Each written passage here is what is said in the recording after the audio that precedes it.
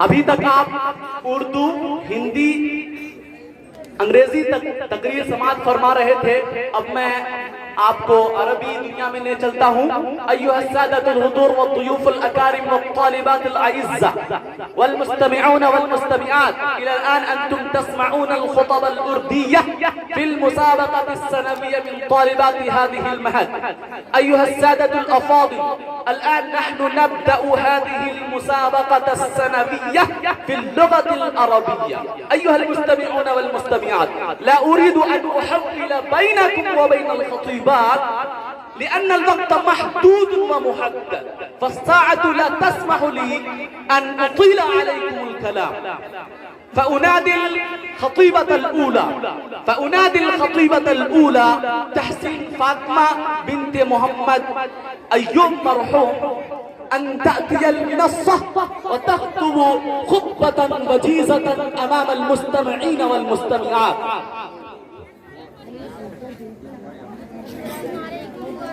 الله وبركاته.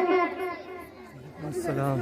الحمد لله الذي خلق الإنسان وأنزل له القرآن ويسر له أسباب المعرفة والبيان، والصلاة والسلام على النبي الأمي المبعوث والجان. أما بعد، قال الله تبارك وتعالى: والله أخرجكم من بطون أمهاتكم لا تعلمون شيئا وجعل لكم السمع والأبصار والأفئدة لعلكم تشكرون.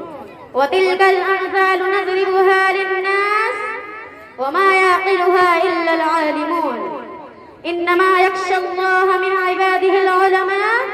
وفي الحديث الشريف: من سلك طريقا يلتمس فيه علما سهل الله له طريقا إلى الجنة. وإن الملائكة لتضع أجنحتها لطالب العلم لذنب ما صنعه. أيها المستمعون والمستمعات، يكفي لشرف العلم أنه صفة جليلة من صفات الله وانعكاس نابع من أسماء الله العليا.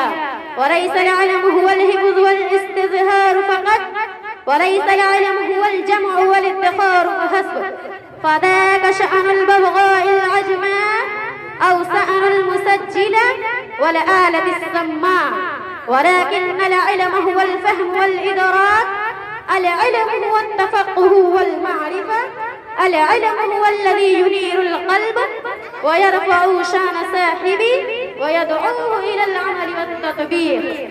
إن تصور ثنائية العلم وتقسيمه إلى العلم الديني وعلم الدنيوي همق وسفه، إلا أنه يصح أن يقال علم محمود وعلم مذموم. ويصح أن نقول من العلم ما هو فرض العين كمعرفة العقيدة الصحيحة ومعرفة الفرائض والواجبات والمناهي والآثام. ومن العلم ما هو فرض العين كمعرفة العقيدة الصحيحة ومعرفة الفرائض والواجبات والمناهي والآثام. ومن العلم والدين توأمان في الإسلام، لا ينفك أحدهما عن الآخر كما لا ينفك جلد البدن عن صاحبه.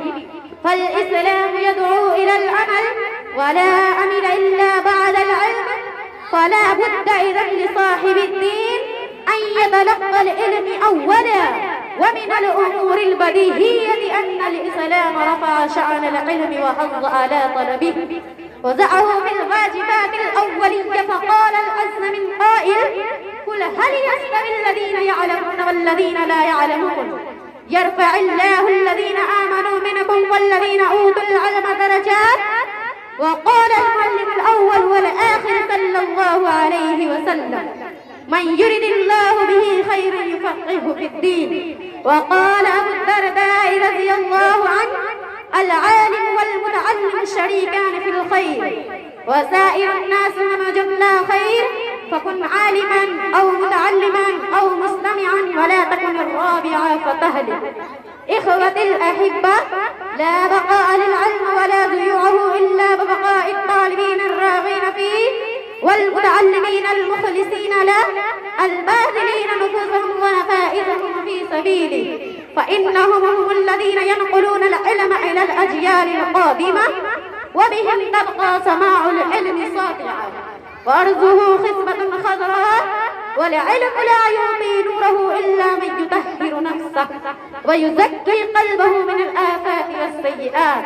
ولله در القائل: شكوت إلى وكيء سوء حفظي فأوصاني إلى بترك المعاصي، وقال: العلم نور من إلهي ونور الله لا يعطى لعاصي. إن العلم إرث الأنبياء، فإن الأنبياء لم يورثوا دينارا ولا درهما، إنما ورث العلم الراسخون في العلم ورثة الأنبياء، وهم الذين طلبوا العلم من نبعه الأصيل وسلكوا سبيل الاستقامة فعملوا بما عملوا، فنظر الله قلوبهم بالعلم وانطق ألسنتهم بالحق، وجعلهم مصابيح الهدى ومنارات التقى ودعاة الرشاد ومصلح العباد. وهناك صنف آخر من العلماء أرادوا بعلمهم الدنيا وطلبوا به المال والجاه، وخالطوا الأمراء وداهنوهم وساروا مع أهوائهم، فدنسوا العلم وفقدوا الرب فضلوا وأذلوا وهم علماء السوء. فيا تلاميذ محمد، أقبلوا على طلب العلم من مناهله الطيبة، واهتموا بدراسة القرآن تلاوة وتدبرا وفكرا وإمعانا، واعرفوا التفسير والتأويل، وكونوا على صلة دائمة من كتاب الله، واجعلوه قدوة لكم، وتعلموا حديث الرسول عليه الصلاة والسلام، فإنهما المصدران الأصيلان، ودرسوا فقه الأئمة المجتهدين وعظموا شأنهم، فإنهم أقرب إلى أصل النبوة وأفقه الناس بكتاب الله وسنة رسول الله صلى الله عليه وسلم.